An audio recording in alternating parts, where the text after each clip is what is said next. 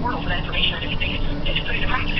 And many people around the world are involved in religious communities. Those communities can often benefit by trying to acknowledge and put into practice their values, which can include environmental stewardship. It can include desiring to uplift the poor, to provide food and water, to provide a positive vision for a peace-filled world. And I think in this sense, if scientists can provide scientific information, practical information on how we can improve life on a daily basis, or the more basic studies we're saying about our place in the universe, all of this, I think, benefits people around the world in all kinds of situations. And if we can cooperate with other cultures, with religious communities on the best use of this information to benefit more people, and in fact, the entire biosphere, if you will, that can be a great way of working together. But to have that happen, we need more relationships, we need people, we need to know each other. So that's where dialogue is. Another example would be with nuclear weapons. Those are probably the greatest single barrel, very unlikely, but if wherever a nuclear thing that somebody wants to spread that the world does see, obviously scientists play a role in making these things. More recently, science has also advanced quite a bit in the area of detection of nuclear testing, making much more possible for people the implementation of the numbers of test entry, which were ratified by every will be an important step for removing the threat of nuclear war. We're going to start Q&A session, we're going to start wrapping up. So if you have any audience, if anyone in the audience has any questions whatsoever, please be here from the panel. So let's talk a little bit about the future of the survey data. Like what other kinds of analyses are you looking to do in the coming months? Identify data, tell us a little bit about how you plan to use the data when you have the multi-group data. We focus on a broad variety of science issues. As I mentioned, climate change, air pollution, environment, stem cell research, human genetic reproductive testing, uses of science, and we also have questions about how the importance of science issues compared to other science issues matters or doesn't matter for broad Americans, but also for the religious public. And we also had a lot of questions about asking for science itself. Because I think there's just right room for introducing these data to this dialogue. Maybe Jennifer can tell a little bit about how those are going to use this. Yeah, so this survey has been done cooperatively between Rice University and People. And at this point, we're looking forward to more analysis from Dr. Edmonds, Rice University Group. It's more questions on the survey. I think just now started the very preliminary analysis of this. And from the Triple perspective, we're looking forward to using this data as a springboard for workshops. And where we bring leaders from different religious traditions together with scientific leaders to talk about what we're learning through these surveys and how to better improve the communication dialogue. What perceptions are out there that are hampering the advancement of science and the dissemination of information benefits to the broader public. As scientists, we're very interested in making sure that benefits of science reach as many people as possible. So if there are perceptions about science and scientists out there in the public, in particular in religious groups that are incorrect or unhelpful, we want to make sure that we keep that out and address that. And also if there are perceptions among scientists about religious groups that are also perhaps distorted or unhelpful, we want to find that out as well. And help scientists become better equipped to talk about science with the broader public so that it'll benefit more people. So we're quite interested going forward in this project, which will now move into the phase of regional workshops and a national conference next year, bringing together, again, scientific leaders as well as leaders of different religious groups to talk about how better to understand one another and to have better dialogue. Well, maybe as a closing question, I think it's for you to give some final last reflections on the title of our chat, which is Science and Religion Coexist. Hang on one second. I think the best answer to that question is the reality is that they do. And the question then is how they coexist well. And in a way that brings out the best of both in service for each other. And that's the work that we're trying to do. We don't want to in any way communicate that this is easy work or that it can be done quickly type of response question, but it's hard work. There's obvious areas of conflict between these communities, but there's also, it seems, there's a real room for collaboration in complementary as well. Because the stakes are very high. We face so many issues as a nation and as a world community, whereas the contributions of science and the contributions of people think that very much needed in order to bring about a better life for all people. So we have plenty to work together and part of themselves. We're very interested to do that and look forward to how we get a better example. Sure, I think we discovered in the Triple A the most fruitful way of communication about science and religion, at least for science, is not to jump into sort of the philosophical question of science and religion coexisting or not, rather to look at hot topics in science that are common interests to science and religion and talk about what those common interests are and what we can do together to address them. That can be anything from the use of technology to improve agriculture, thing, all the way to exciting new space exploration we're doing relating to planets outside our solar system, our ready like life out there. These are things that are interesting both to religious communities and to scientists. And if you find topics of common interest, then you can start developing conversation both about the data scientists are good at gathering, but also about the broader context of how the science discovery fit into the broader values of human society. And that's a religious community goes there. So these kinds of questions that science is addressing and how that society, I think, is the best work comes when there's active and healthy dialogue between scientists and religious communities and society at large. Thank you so much to all three of you. Again, I guess for Lane, Howard Edmonds from Rice University, Kim Carey from the National Association of Telephone, and Jennifer Weissman from the Chilean Dialogue on Science and Technology. And some of our interested in more resources on this topic, some of our comments have actually left some links to more resources on science and religion throughout the chat. So please check those out. The chat will be archived forever on the page. You can pass it around. You can send it if you want to. Coverage of the meeting. We'll have more content this evening and tomorrow. And yeah, great. That was a great chat. And thank you to everyone. Yeah,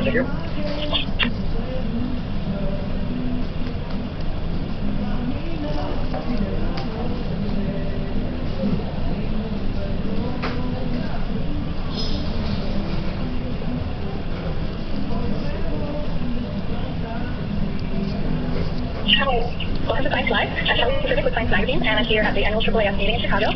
My two guests today are William Baker, who is a structural engineer with the firm Skidmore, Owings & Merrill, and he's the mind behind a lot of very tall buildings, including the tallest building in the world, the Burj Khalifa in Dubai. And we also have Virginia Park, who is an urban geographer at the University of Chicago, who analyzes patterns of inequality in cities. Who's here because they both give talks today on a symposium called The Future of Cities, Dense Forty First. And they're here to talk more about some of those ideas. So thank you so much for being with us today. Welcome. So I thought that we could start with a statistic that I found really striking earlier today at the symposium, which is that every week 8 million more people are urbanizing, either being born into a city or migrating from a rural to an urban environment. And so given that there's this, the demand for this development is so enormous, there are all these questions about what we need out of our cities and how to construct a good city and how do we evaluate how well a city is working. So remember that if you're watching online, if you have any questions for our guests, you can post them in the comment box below this video, and I'll be checking in throughout the chat to read those. So just to get things started, maybe we can talk about the here and now, the question of sort of why cities look the way they do. And the typical image of a city center is basically a bunch of tall rectangles of, grids of tiny windows all packed together on city blocks, right? And I wonder if, Bill, you could start from sort of an engineering perspective, talking about why cities look like that and how that became the standard. Well, what we're saying is the whole building, the city used to be limited by the engineer's ability to calculate. So the buildings had to be simple geometry, so that was all the computational power. As long as those are designed before the computer, some people have calculations by hand, so they can very regular and simple for the middle.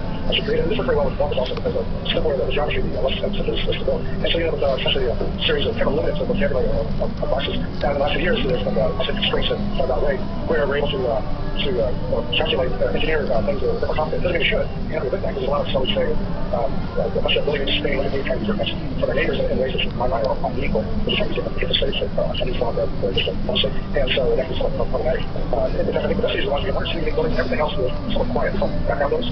And that's what I have a lot of the same. Otherwise, it's like, well, going to the screen, look at me, I don't see it. And it's quite responsible, wants to talk about it. I wonder also if you could just tell us briefly, the topic you gave today is called the case for density. Can you tell us sort of what that case is that you can make for density and what it's really about? Well, first of all, there's a need to house and employ a great number of people. One of those greatest questions is, well, where should we go? How should we do this? Should the model, the best models be where people are all probably just spread out across the countryside, or is it better to be more together in more kind of situation? So I kind of limit myself to talking about some of the energy and carbon footprint issues of density. And one of the things we say in America is that we tend to expand but not very much matter.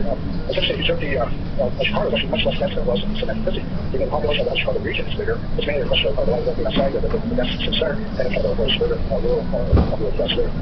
One of the things we found is that about 8 acres of agricultural land is converted into development uses for the year. So in 35 years, we've absorbed about equivalent from New Jersey from agricultural use to development. And so this part of it has a lot has to do with transportation. The entry United States is 40% used by buildings. Okay? And the second is transportation. And this is partly related to that. But if you take a major development in some of the cities, so Chicago, you have the discouragement in the city. As the big centers, you'll probably have an equal amount of structure built for parking as you have for people. And that's good the problem. But that doesn't count the highways, things that this people do parking lot. Well, I want to get to the question of transportation, but I wonder, Virginia, if you could sort of share your perspective on the advantages of density, or whether there are advantages of density in the sort of research that you do on inequality. Right. Well, maybe I could back up a little bit. It's the long year history around city development has really been dependent on the technology around transportation. So one of the reasons that Chicago was so much denser in 1950 is because we didn't have as ready access to automobile. So if you think about the 19th century city, it really goes down to walkability, right? Because that's the means of technology for getting around the have. We actually begin with streetcar suburbs to expand the sprawl. We build upon that then, and by bringing highways out to the suburbs, and that allows us then to sprawl out to engage in more horizontal form of urban development. So it's interesting now that I think we're back to thinking about density, and in part that is, I think it's ultimately a question of politics, but it is also a question of technology. So it's about technology that goes both environment, but also technology on the transportation side. So that said, the question that I posed today was, is density good? It seems to be the question that we're asking. But is density good for who? And it's very important that we think about the social equity side of density.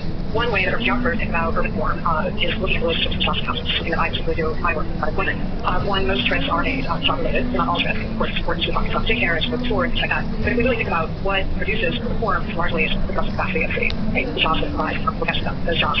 So we want to think then one snapshot way of looking at that larger relational geography is commute. So that's what connects versus place of residence with your job. And we see that the two same constant patterns of racial disparities in commute time. And we just want to look at data in Chicago, and we see that African Americans on average travel 40 minutes longer per week to their jobs than white Chicagoans. And when you look at low-wage workers, the disparity is even greater. And when you look at women who are low-wage workers, the disparity is greater yet. So an African American woman in Chicago travels 80 minutes more per week to her low-wage job than to white women to their low-wage job. So that really raises questions about what people have to do in order to be plus members of society.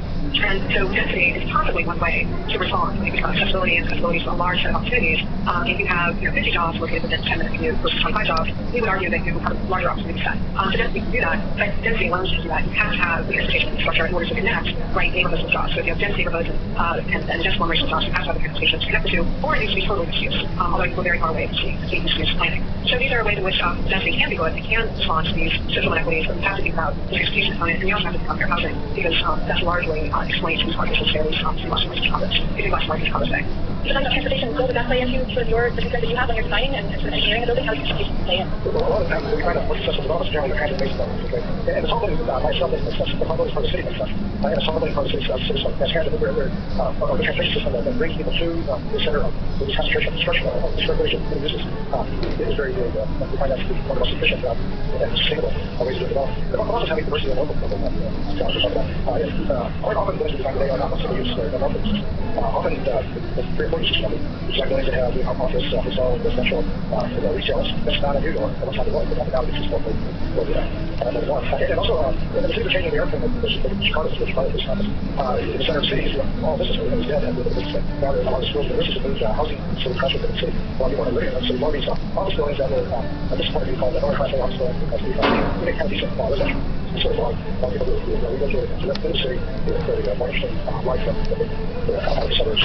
So the investors and professionals are outside of it. So it's about transportation, but it's not access to the jobs, it's access to the regular work, the people who shop. And so that translates to specific so it's a video that's saying check on the airline, translates to the trains, bicycle, the bus, and all the rest of the car is something that is very it takes a lot of space, it's just a lot of roadway, it's hard to convince a lot of people to this area out of the So for that issue of sort of commuting and all of the things that go along with getting in your individual car every day and carbon emissions and all that, another thing that came up earlier today was sort of the choice of why people live outward and why people choose to live outside the city and make their family in suburbs and spend all that time commuting. What kind of considerations for you, Bill, go into making spaces enjoyable and livable within the city? Is that the way to counteract that problem? A lot of it is a bigger issue.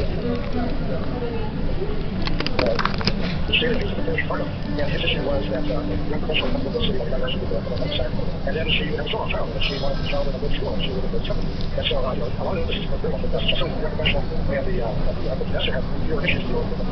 So that's surely making the overall cities where you have life in the city, all sides, it's now viewed as a good thing. It's emphasized. And that's the most from especially in power that you have a lot of energy runoffs going today, and also the system on the energy something that's not sufficient to say just the power demand can move around through the day, one part of the world to another world. And so it's an issue, and that's especially transportation. That phenomenon will go fewer parking spaces for all these especially residential, because they'll have the demand today. And then they'll have a satisfied residential demand and a satisfied office demand. Did you want to add anything about sort of the incentive for? Sure. Kind of focuses on this issue, and it's always about price. And price there was on this politics. So we, decades ago, specified suburbs, and the suburbs are still benefiting from necessity. So you come cheaper to live in suburbs, and you jump in your car and you get on the freeway, and you do work, you say, well, it's about maybe I'll engage a little bit more with you because I have a lot of space at home for those cheap, and school space are part of that. So it's about a collective vision about what kind of cities we want, and you have to be able to make people's choices. You have to keep them all creative so that they have choices to be such as and I prefer to live in a density, but if I don't really have those alternatives available to me, it's not really something I'm going to do. So that goes back to thinking again about all of these spaces, which I granted is very close to the United States, but trying to live in my car in Chicago, and that's got moderate density. I can't afford to live in a single but I live in a townhouse, and I can literally walk my 3-year-old to daycare. My son rides his bike to school, and I walk around to work, and it's an ideal situation for us, but housing costs and school costs are very high. So these are trade-offs that we have to think about collectively if we really want to get people out of their cars. We could argue there's a lot towards that above and beyond environmental sustainability. And people have more families, more engaged in other activities, and you can live more vitality in neighborhoods, around more. But those require both collective process as well as individual process. And Americans are voting with the theme, they like big houses and big suburban backyards. So we are seeing some changes among people who are empty nesters and young professionals, but by and large, for people with families, want different, a housing yard school mix. We have to think about how we address that. Now you mentioned voting with the theme, and I think it would be interesting also to talk about the other forces that sort of shape what a city looks like, and the ways that people are able to give their input, and how much input people have over how the city is structured. Do you have some experience with that? About input in how the city is structured? Yeah. Yes, we do. I mean, we have a vision in the U.S. of diversification of different places. I read about this in my own research looking in Los Angeles, where it was much more heated and contested to community input around development. But what we saw was that the Staples Center, which is downtown LA, there was a process that community groups had actually sat down with the developer to come up with a agreement to have something to legally bind a contract, not something that came to city council. And they asked for things, they asked for things like green space. But given that it's LA, they also asked for parking. So that was a process that it may be hard to replicate in ways in which we came to the table, but the things that they were asking for in the notion of accountable urban development is something that is currently being discussed about. And so the issue of zoning, I think is something that most cities you will get that process as long as you're involved with local building. So probably there's certain things you see playing about years as that weak the city. And this is when I say that years like you're seeing well-meaning politicians trying to make the city better and using the skills and skills to make the city better. And sort of lots of change over time, but people at the time are like this project, and we're just trying to be basically the way the bridge park like the district over time. So I think that's okay. So that's should be able to that a lot. I think they get the powers that we do in Asia all the cities are being built at once based on concept idea of what it's based on best practice. And it's astonishing that the area where one side of the focus on let's see how durable all of us is to the way it's adapted. The spring order and the changes. So the other planning decades ago was on different philosophy than what better right is everybody broad acres. Even if one that's the issue that much. I think it's a very few people who are that like that to change. And so I want to see how this evolves. The city, the whole city is like that. So the planning process is actually good, but it has great the other piece of this is I think it's thinking about city regions, and that's hard politically, right, between the local jurisdictions that City of Chicago, the City of Evanston, the City of Park, right, that they all function within the same city region. Just don't really have a robust governance structure to think about this region. In some places we can force to think about that. Because for instance, the way in Southern California with air quality and air quality management district, which can help then, I think, to think about different density profiles, which we were talking about earlier. It'll be densified.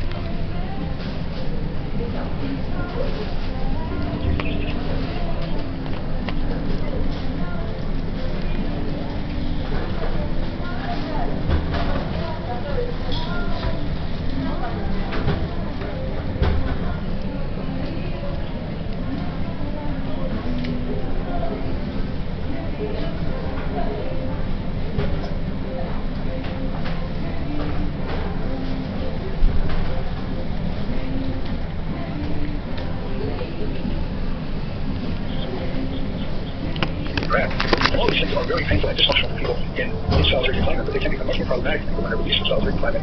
And they're expected to resume a full social business in a complicated social world is fundamentally different from big building. And many people have a very, very difficult time with that. And it's a transition that we can without people myself. You mentioned that a lot of people are released without just directly from solitary to parole. Mr. King, without your experience, did you have a transition period? And I'm wondering, do these assessments of the data ring true for you with your own experience? You talked about your site and space, but did you experience that pain, that mental pain that something you're describing? Yes, something really close to our experience with the mental pain that comes with being dealing with social restriction of being in age. It's very, very stressful. I think I point out, at one time that just in my writing, that I don't see why, the circumstances in which I went through. I don't understand why I'm not totally psychotic and totally insane, but they were trying experiences of being in solitary confinement. We describe it almost as being something that's evil. It strips you of all the things you pride and everything. I mean, anyway, that's definitely a physical aspect inside of being held in prison in solitary confinement, because all your movement, just being put in your movement, control within. So everywhere you go, you have to be shackled down, take up, and then they bring you humanize and really certain practices before you leave the cell. You have to submit to it. I also see because over there in the cell for quite some time. You never came in contact with anybody else, but you were subjected to physical search, not because the administration doesn't know that you have anything or that you will have anything, because when the initial 23 sometimes might go out, they cannot get anything. There is no call the administration might get anything as contemplating. But nevertheless, when you have to take on yourself out of the hour you make it on your exercise, your other time you have to go to a hospital, you have to be subjected to those humiliating practices. That is just, one of the aspects of it. And this is a daily thing that occurs. We put this on a daily basis and we replicate. And those numbers up on a daily basis. You can imagine how many people will affect you humiliating practices because it is done nationwide and everywhere you push it against solitary confinement. So, getting that thing on a daily basis, you have to cause some type of psychological stress.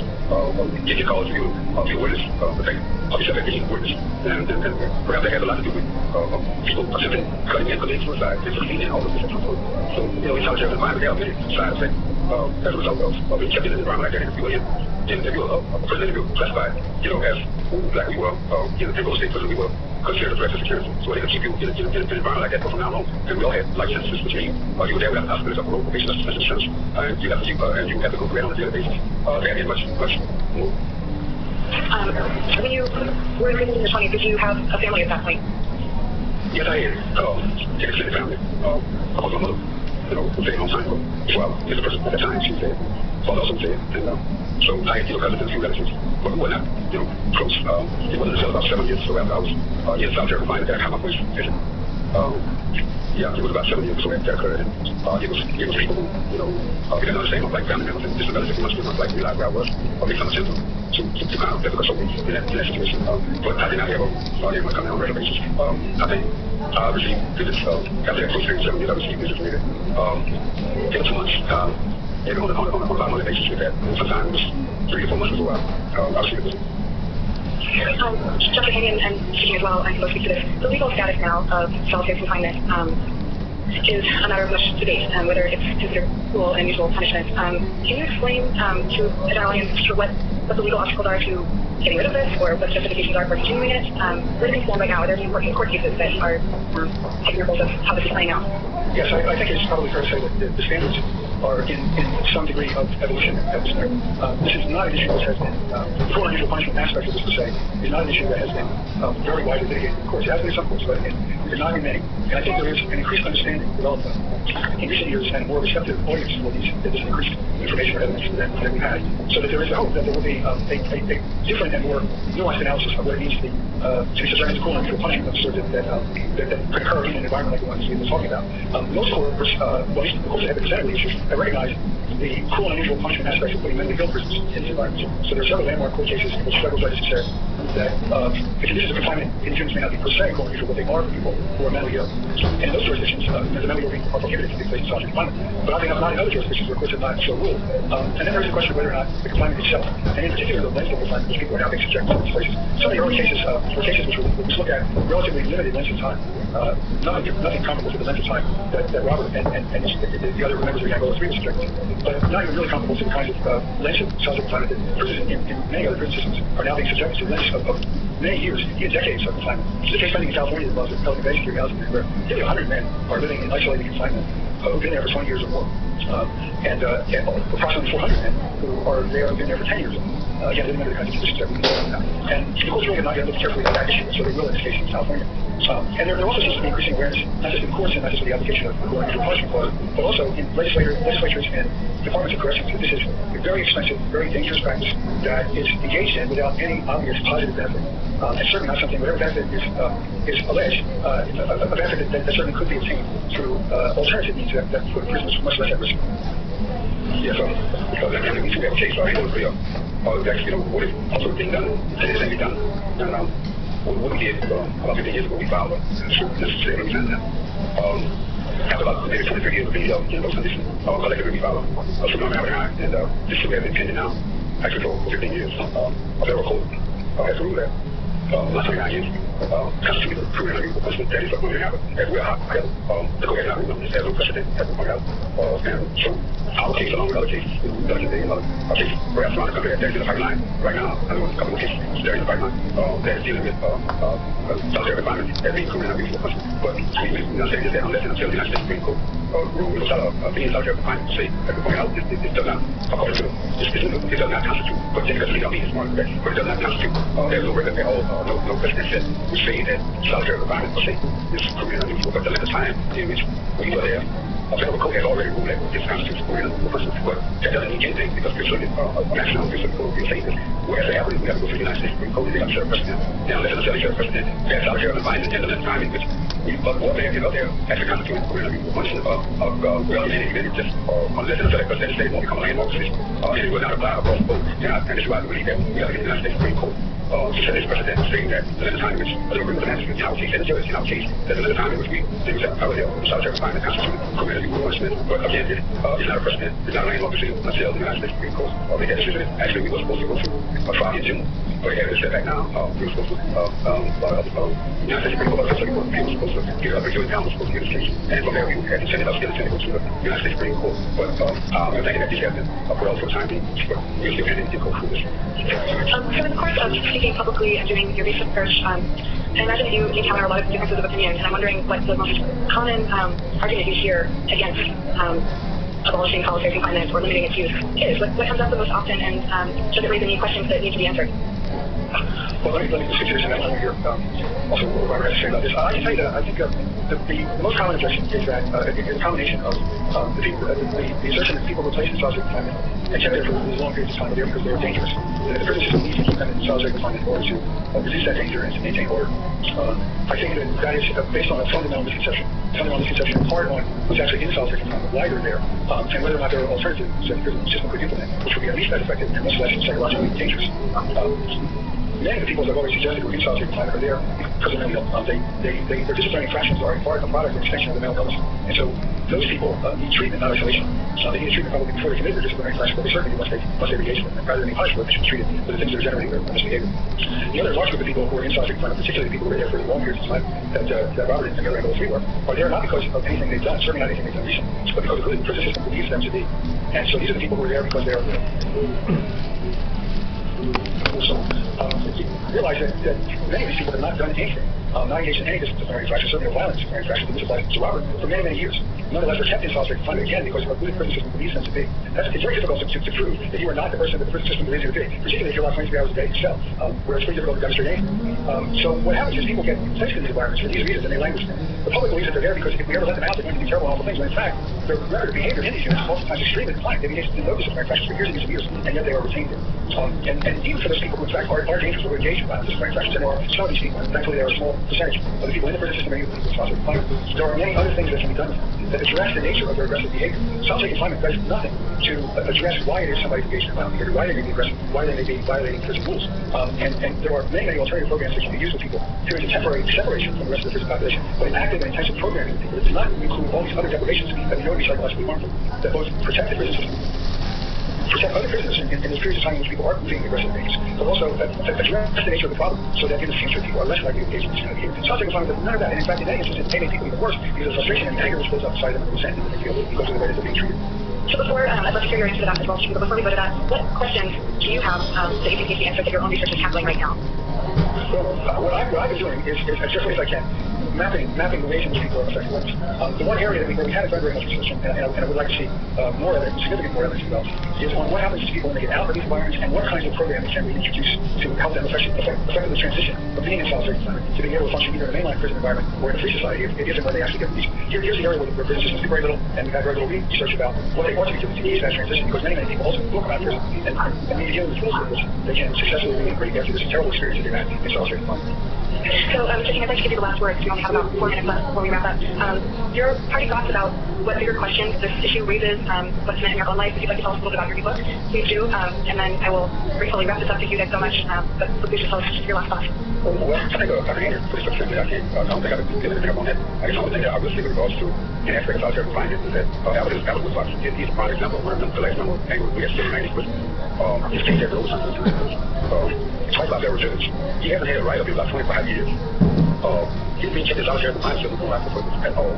Remember that he's kept at the discretion of prison officials who have the misconception that he belongs to like Batman State. It's been obnoxious.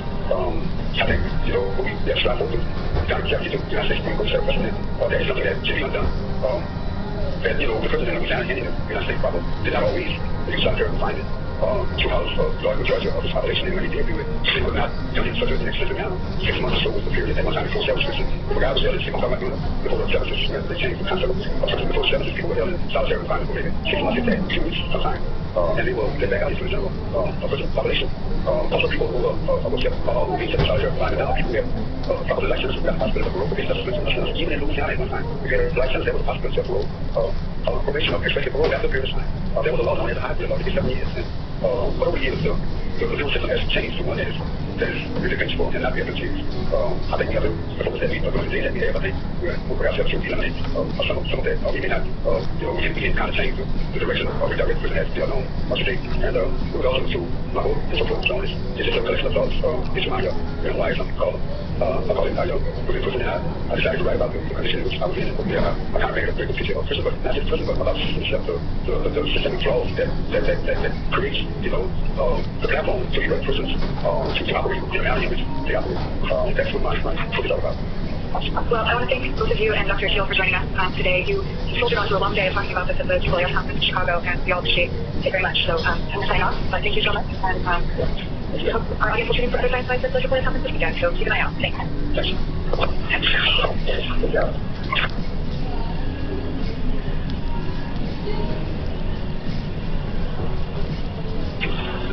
Are live, I believe. Sorry. Okay. We'll do work. Okay. Hello, I'm Jenny Anderson, Associate Editor of Science and Translational Medicine. Welcome to our Science and Translational Medicine live chat. Today, I will be chatting with Dr. Josephine Briggs, the Director of the National Center for Complementary and Alternative Medicine, and Dr. Dean Briscoe, an integrative medicine practitioner and researcher at the University of Kansas. Welcome, ladies. We'll be discussing recent advances and challenges in combining alternative medicine with conventional therapy, and the state of current research on this subject. We welcome our audience and ask people questions for Dr. Briggs and Dr. Briscoe in the comment section at the bottom of the live chat page. I'd like to start off with a question for now while our audience gets settled in, and we'll bring more questions. One thing that I would like to start off with is a question for Dr. Briggs. What are the most promising alternative therapies that are being studied today, and which of these would you say have been successfully combined with conventional medicine? So the area that we are emphasizing is showing a lot of promise are therapies that come from other traditions, but are being incorporated increasingly into pain management. And that includes things like massage, meditative therapies like mindfulness, and therapies including acupuncture. Pain management, as every doctor knows, is just a terribly complex and difficult problem. And these mind and body approaches are being widely used by Americans for pain. Our surveys regularly show that the main reason people turn to non-mainstream health practices is for pain management. And at least some of the time, there's enough data to say that something there is helping. So we're working hard to build a tough, rigorous evidence base that will really guide when and where and for whom these approaches can be shown with the classic rigor of randomized trials to help with pain management. So that's where I would start, is saying that's one important area of promise. Well, Dr. Briscoe, would you say that there are any recent research findings in the field of complementary medicine that you feel are particularly important and should be widely applied to patient care? Well, I think the TED trial, the Trial System Stimulation Therapy, is very interesting, and I know we'll discuss this more. But it's the perfect combination of a collaboration between alternative medicine practitioners and conventional cardiologists, conventional researchers.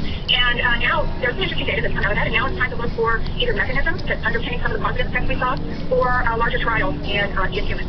For viewers who may not be familiar with the TED trial, could you please tell us a little bit more about what that was about? Yes, there is an alternative treatment that's been around since the 70s, and it is a combination of injectable materials that have been used for cardiovascular disease.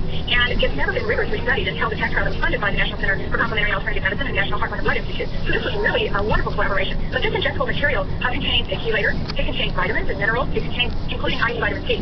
And there's always been a tradition that there was effect on cardiovascular disease, but we do see that there may be a certain effect in patients with diabetes, so much more work needs to be done. Jean has summarized that well. I'd like to show a slide actually from a recent analysis. I'm trying to bring this up now. Is that showing our slide? I see it. So Jean has summarized this well. It's a long-standing intervention that has been around since the 50s, and where some conventional physicians thought that chelation was helping reduce cardiovascular disease. About 12 years ago, the NIH, the two institutes, NIH, the institute I had, and Heart, Lung, and Blood partnered to try and develop a trial design to study this. This was a very controversial study. There were a group of physicians, but physicians who practice chelation, don't integrate or some of them consider themselves alternative. And then many mainstream physicians didn't look at it at all. The study was very, very carefully implemented with very close oversight by a very strong, experienced coordinating center at Duke. The study results were very carefully monitored and analyzed. And when the trial was finished, somewhat to the surprise of the conventional cardiologists, there was evidence for benefit. That was published in the Journal of the American Medical Association almost a year ago. More recently, Dr. Lamas and the team of investigators associated with that has done a subgroup analysis, and the slide I'm showing is from that subgroup analysis. This is sort of within the parameters of clinical research, an okay subgroup because it was pre-specified. But the trial enrolled people 50 years older who had a myocardial infarction, and a third of them had diabetes. And in this subgroup analysis, what we saw was really striking evidence that the diabetic patients seemed to benefit, and the non-diabetics had no benefit. So this is really telling us we've got to do more work here. We've got to understand this. And we, colleagues at Heart, Lung, and Blood and the Diabetes Institute and our institute are now busy thinking hard about what the next step should be. I absolutely think we are not to recommend this as a general therapy. We don't know why the non-diabetics have no benefit. But this is a striking, intriguing finding coming out of the non-mainstream approaches that need more work. So the answers are in there. Yes, this is not an answer, but it is a provocative finding. And for people who are used to looking at Kaplan-Meier curves, what you see here are the blue line are the treated patients, the red line are those on the placebo. These are cardiovascular cumulative endpoint that is the sum of cardiac events and deaths. This is a striking effect in the diabetic population, about a 40% reduction in event rate. So an intriguing finding that is just making for more work. Before I go on to my next question, I just would like to remind the audience that you can post questions in the comment section at the bottom of the live chat webpage, and we will do our best to answer as many questions as we can on the page. I want to reiterate, too, that the TED trial really shows when the alternative community works with the conventional community, you can come up with some very interesting and intriguing research, and this should continue. I agree. And on a similar note, would you say that there are any complementary treatments that have recently entered or are about to enter mainstream medicine as a result of research trials? Well, certainly the meditative approaches for pain management, yoga for pain management, Tai Chi for pain management, mindfulness are being used in a lot of healthcare settings. Actually, an area where they're very frequently being called on are VA and DOD facilities in caring for people who are veterans of recent or older wars. So So these are approaches that come from outside the mainstream, but are certainly being integrated into care often in these facilities and in clinics. And I think the work at the University of Vermont around acupuncture, the mechanism of how acupuncture might be working is so intriguing. Right. To look at the other side, would you say that there are any complementary practices that have recently been discovered to be unsafe when combined with conventional care? These are well-known things, for example, St. John's wort that's getting wrapped with a lot of drugs, but I'm sure that there are other things being studied as well, where clinical trials may have turned out unexpected interactions. You know, I think that many of the dietary supplement trials that NCAM has funded over the 11 years of its life have in fact garnered the benefits that many of the investigators expected. So we have run a large phase number, I think 10 or 11 large phase 3 type rigorous trials of dietary supplements which failed to demonstrate benefit. And that includes trials on echinacea, trials on ginkgo, trials on St. John's wort, trials on glucosamine, trials on filarinane. These studies have had big impact on sales and have been an important part of informing the public and giving an evidence base for the decisions we have to make about their health practice. Also, there's concerns about the erythromelalgia species and renal damage, and that's recently, more information has come to light in that regard. Right. That's actually been known for a long time that erythromelalgia causes